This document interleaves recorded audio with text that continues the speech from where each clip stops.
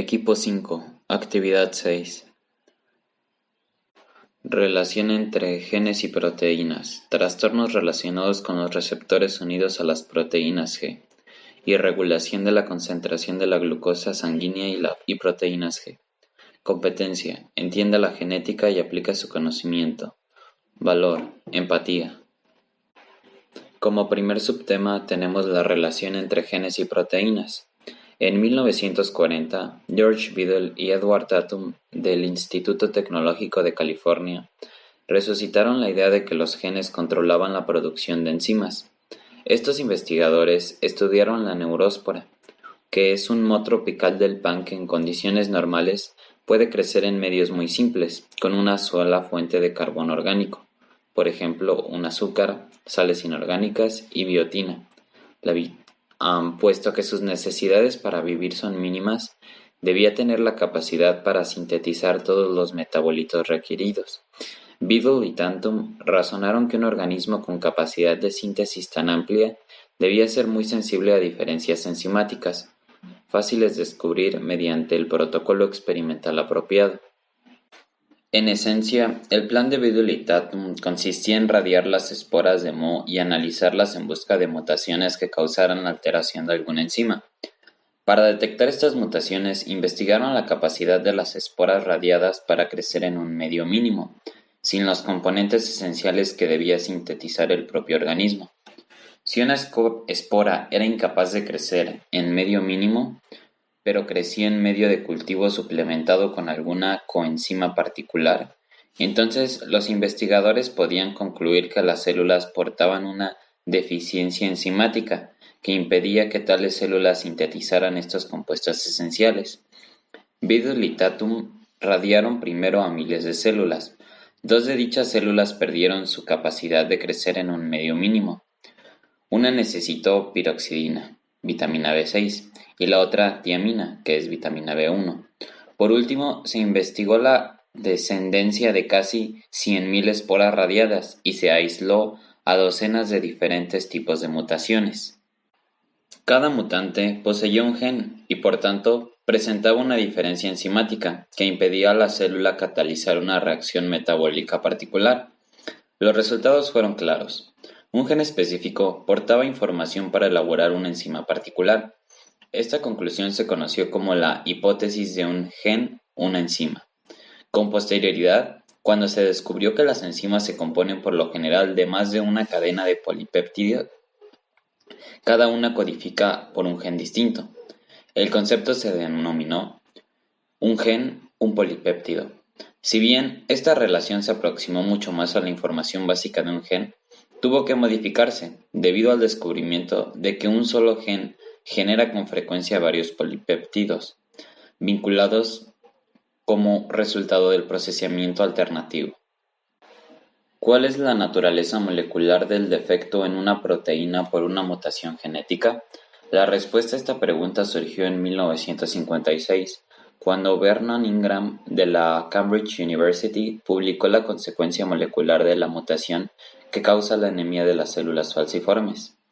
La hemoglobina posee 4 grandes polipéptidos. Pese a que estas moléculas eran muy grandes para secuencias con la tecnología de esta época, Ingram ideó una forma de hacerlo. Por medio de la enzima proteolítica tripsina, escindió en varios fragmentos específicos preparados de hemoglobina normal y hemoglobina de células falciformes. Entonces, analizó estos fragmentos peptídicos mediante cromatografía en papel para determinar si eran diferentes algunos de los productos de la digestión por tripsina de la hemoglobina normal y las células falciformes. De los 30 péptidos o más presentes en la mezcla, uno migró de manera diferente en las dos preparaciones. En apariencia, esta única diferencia fue la causante de todos los síntomas relacionados de la enfermedad. Una vez que se separaron los péptidos, Ingram tenía un solo pequeño fragmento para secuenciar en lugar de la proteína completa.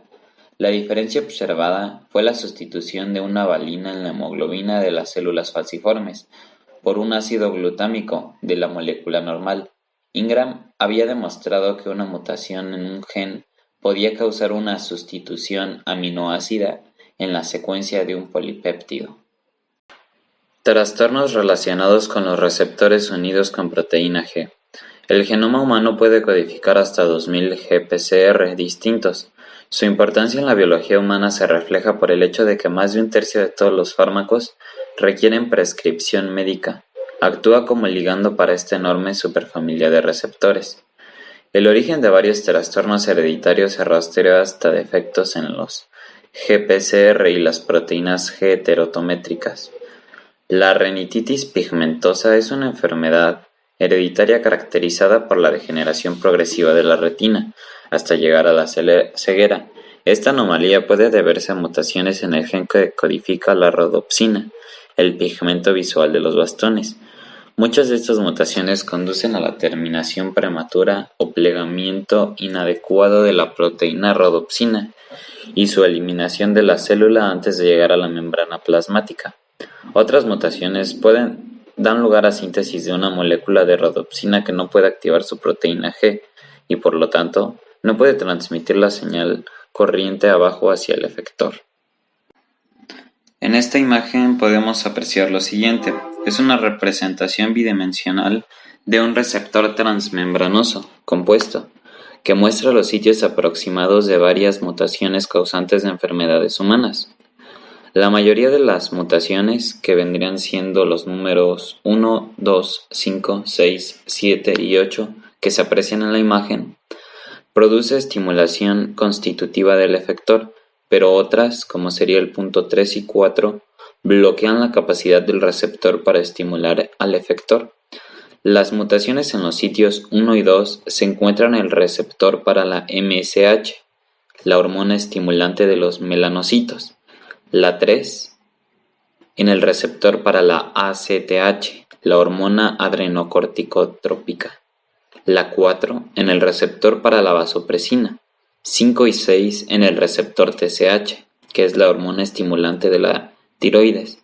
Y la 7 en el receptor para LH, que es la hormona luteinizante. Y 8 en la rodopsina, que es el pigmento fotosensible de la retina. Las proteínas G, sus receptores, su función y su importancia. Los receptores unidos con proteínas G son llamados GPCR. Los miembros de la familia de GPCR también se conoce como receptores transmembranosos 7TM, porque contienen 7 hélices transmembranosas.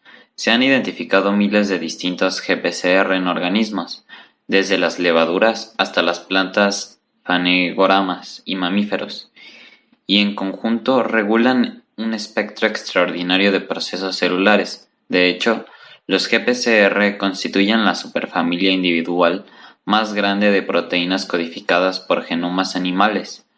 Entre ligandos naturales que se unen con GPCR figura de un grupo diverso de hormonas, neurotransmisores, derivados del opio, quimioatrayentes, odorantes y saborizantes, moléculas detectadas por los receptores olfatorios y gustativos que inducen los sentidos del olfato y el gusto, y finalmente los fotones. Transducción de la señal por receptores unidos con proteína G. Receptores. Por lo general, los receptores unidos con proteínas G tienen la siguiente topología. Su terminación amino se encuentra fuera de la célula. Las 7 hélices alfa que atraviesan la membrana plasmática se conectan con asas de longitud variable y la terminación carboxilo se halla en el interior de la célula. Hay 3 asas presentes en el exterior de la célula y juntas forman el sitio para la unión con el ligando. También existen asas en el lado citoplasmático de la membrana plasmática, que proporcionan sitios de unión para las proteínas G intracelulares de señalización. Las proteínas G se unen con la tercera asa intracelular, las arrestinas, cuya función se describe en la página 622. También se unen con la tercera asa intracelular y compiten con las proteínas G para unirse con el receptor. Por último, hay una cantidad cada vez mayor de proteínas que se unen con la terminación carboxilo de los GPSR, muchas de estas proteínas actúan como andamias moleculares que vinculan receptores de varias proteínas de señalización y efectores presentes en la célula. Regulación de los niveles de glucosa sanguínea. La glucosa pueden usarla como fuente de energía a todos los tipos de células del cuerpo. La glucosa se oxida a CO2 y H2O por hidrólisis en el ciclo ácido tricarboxílico, lo que brinda a las células el ATP, que puede emplearse para impulsar las reacciones que requieren energía. Debido a que es un recurso tan importante, el cuerpo mantiene las concentraciones de glucosa en el torrente sanguíneo dentro de un intervalo estrecho. Como se expone en el capítulo 3, el exceso de glucosa se almacena en las células animales en forma de glucógeno, un polímero grande y ramificado que consta de monómeros de glucosa unidos por enlaces glucosídicos. La hormona glucagón es producida por las células alfa del páncreas en respuesta a contracciones bajas de glucosa en la sangre. El glucagón estimula la degradación de glucógeno y libera la glucosa en el torrente sanguíneo, lo que hace que sus valores aumenten ahí. La hormona insulina es producida por las células B del páncreas en respuesta a altas concentraciones de glucosa y estimula la captación de esta y su almacenamiento como glucógeno. Por último, la adrenalina, también llamada epinefrina y en ocasiones hormona de pelea o huida, se produce en las glándulas suprarrenales en situaciones de estrés. La adrenalina incrementa las concentraciones sanguíneas de glucosa para proporcionar al organismo la energía extra necesaria para enfrentar la situación estresante del momento. La insulina actúa a través de una proteína tirosinasa receptora y su transducción de señales se expone en la página 641. En cambio, tanto el glucagón como la adrenalina actúan uniéndose al CPCR. El glucagón es una proteína pequeña formada por 29 aminoácidos, mientras que la adrenalina es una molécula pequeña derivada de la tirosina.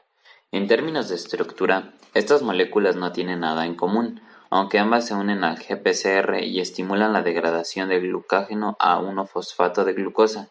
Además, la unión a cualquiera de estas hormonas inhibe a las enzimas sintetasa de glucógeno, que cataliza la reacción contraria en la cual se agregan unidades de glucosa a las moléculas de glucógeno en crecimiento. Por lo tanto, dos estímulos diferentes, glucagón y adrenalina, reconocidos por receptores distintos, inducen a la misma reacción en una misma célula blanco. Los dos receptores difieren sobre todo en la estructura del saco de unión con ligando en la superficie externa de la célula, que es específica para una u otra hormona. Después de la activación de sus ligandos respectivos, ambos receptores activan el mismo tipo de proteínas G heterotriméticas que elevan los niveles de AMP cíclico. Movilización de glucosa. Ejemplo de una reacción inducida por CAMP. El CAMP se sintetiza por acción de la adimilcilasa, una proteína integral de la membrana cuyo dominio catalítico se encuentra en la superficie interna de la membrana plasmática.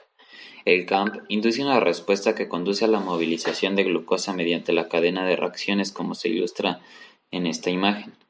El primer paso en esta cascada de reacciones tiene lugar cuando la hormona se une a su receptor, lo que actúa la subunidad GAS, la cual promueve un efector de la adeninciclasa. La enzima activada cataliza la formación de CAMP.